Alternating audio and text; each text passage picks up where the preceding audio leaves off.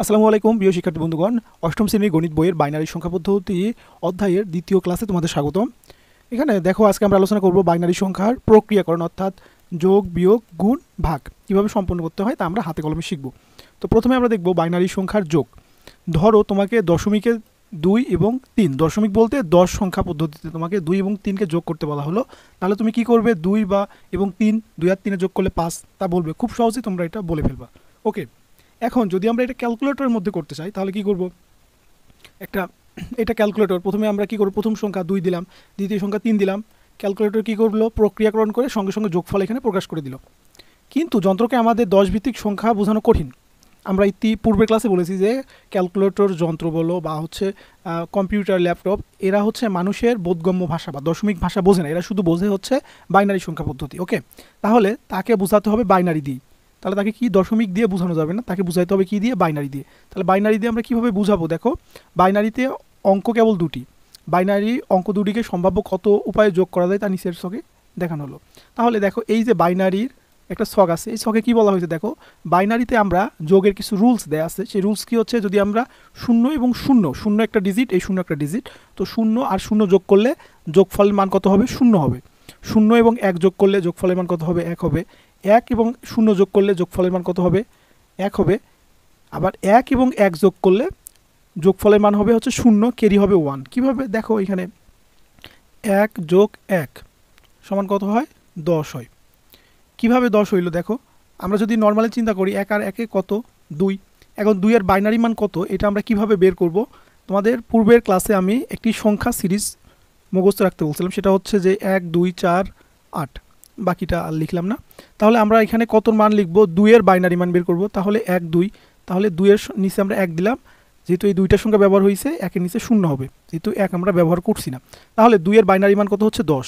তাহলে আমরা 10। এখন প্রশ্ন হচ্ছে যে আমরা যদি যোগের ক্ষেত্রে আমরা কোনটা লিখব? আমরা এই 0টা ব্যবহার করব এবং 1 কেরি থাকবে। দেখো, 0 এবং হাতে থাকবে 1।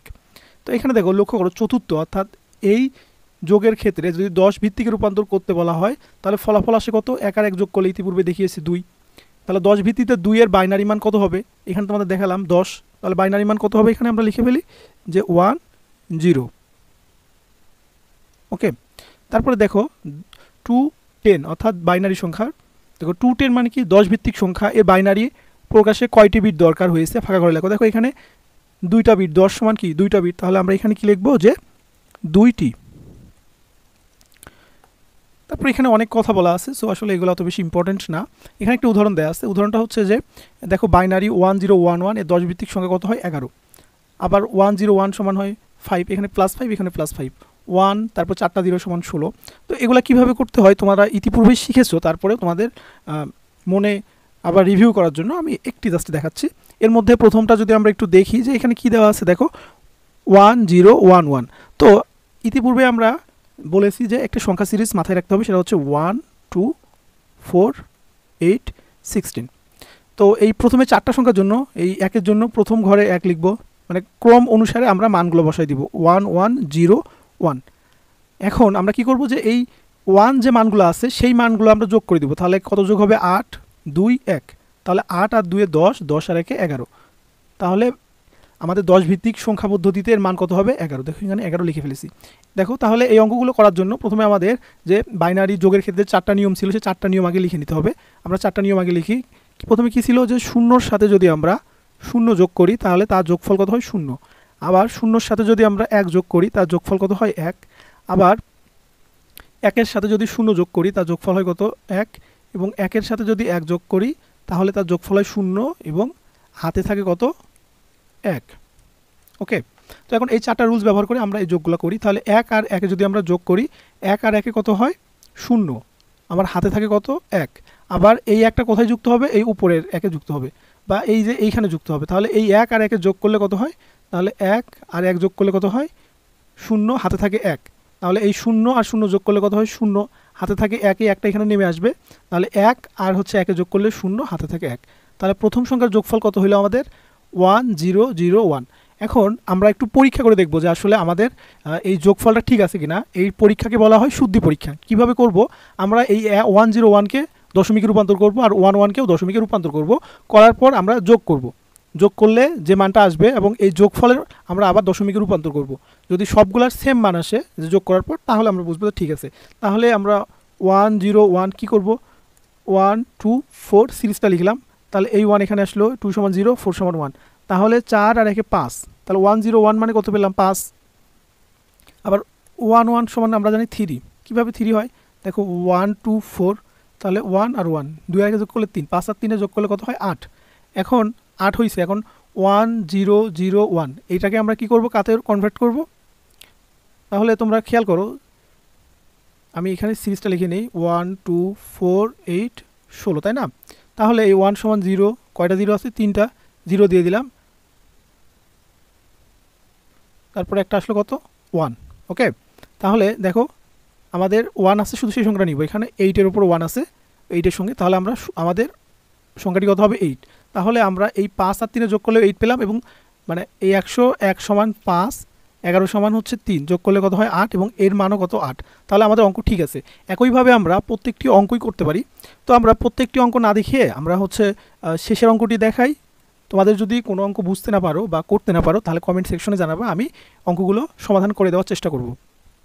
তো এইখানে দেখো যে প্রথম ডিজিট কি আছে, এখানে 1 আর 0, এই দুটা যোগ করলে কত হয় 1। দেখো এখানে 1 যোগ 0 করলে কত হয় 1, আবার 0 যোগ 1 করলে কত হয় 1, এখানে রুলস দেওয়া আছে 0 যোগ 1, আবার 0 যোগ 1 করলে কত হয় 1, 0 আর 1 যোগ করলে হয় 1, 0 আর 1 যোগ করলে হয় 1, আর নিচে 1।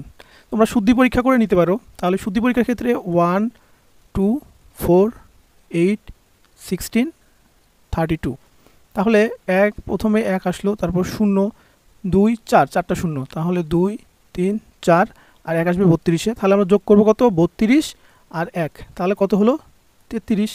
আবার একইভাবে এই সংখ্যাটি যখন করব, তাহলে 0 1 1 1, 4টা 1 3 4, তাহলে 16 আর 8 কত হচ্ছে, 16 8, 4 আর 2 6, 6 আর 8 হচ্ছে 14, 14 আর 16 হচ্ছে 30, 30 আর 33 যোগ করলে কত হয় 63।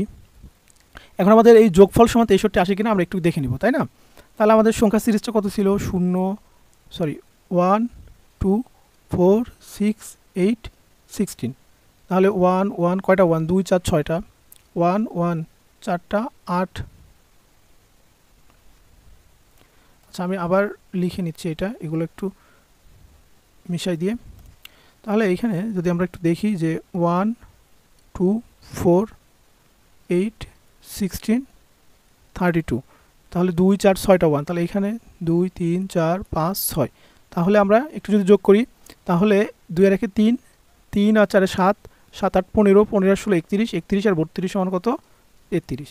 তাহলে আমাদের যোগফল 33, এবং এই দুইটা প্রথম সংখ্যাটা হচ্ছে 33, পরের সংখ্যাটা হচ্ছে 30 সমান 63, আর এই তিনটা যোগ করার ফলেও কত আসে 63। তাহলে আমাদের অঙ্ক ঠিক আছে। তোমরা এইভাবে করে নিতে পারো।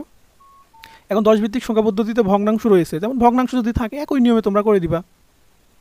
তাহলে 5 আর 1 কত হয় 6, এখানে দেখো যে 5 আর 1 কত 6 হয়, তারপর 3, 5 9 14 4, 2 আর 1 3, 34.36। দেখো উপরে যোগটি কিভাবে করবে, যোগটি করে ফাঁকা করে ফলাফল লেখো। এখন দেখো তোমরা দেখো সো আমরা এই যোগটি এখানে করে ফেললাম, এই রেডিক্স পয়েন্ট তোমরা দিয়ে দিবা, এটা হচ্ছে মূলত রেডিক্স পয়েন্ট। এখানে দেখো যে উদাহরণ 2 দেয়া আছে, উদাহরণ 2 কি দেয়া আছে যে হচ্ছে মূলত এই বাইনারি সংখ্যাগুলোকে 10 ভিত্তিক সংখ্যা পদ্ধতিতে প্রকাশ করে দেখাইছে। কিভাবে প্রকাশ করতে হয় আমি ইতিপূর্বে কয়েকবার দেখিয়েছি, সো আমি আলাদাভাবে দেখাচ্ছি না, তোমরা নিশ্চয়ই পারবা। তো এখানে দেখো যে ঝটফট হচ্ছে কিছু যোগগুলো করতে বলছে এবং সাথে শুদ্ধি পরীক্ষা করতে বলছে। তো আমরা একটা যোগ করব, যোগ করে সাথে শুদ্ধি পরীক্ষা করব। তো আমি সবথেকে বড় যে যোগ সেটাই করতেছি, 9 নম্বরটা, বাকি 7 এবং 8 তোমরা করে নিবা।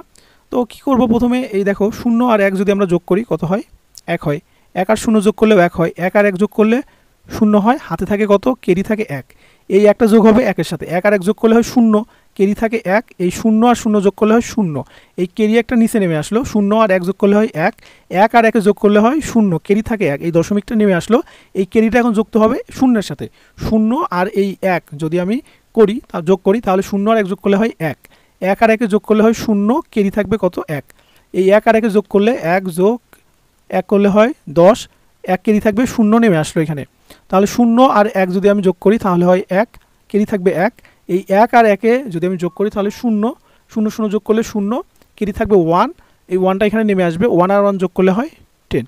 এটি হচ্ছে আমাদের কাঙ্ক্ষিত অ্যান্সার।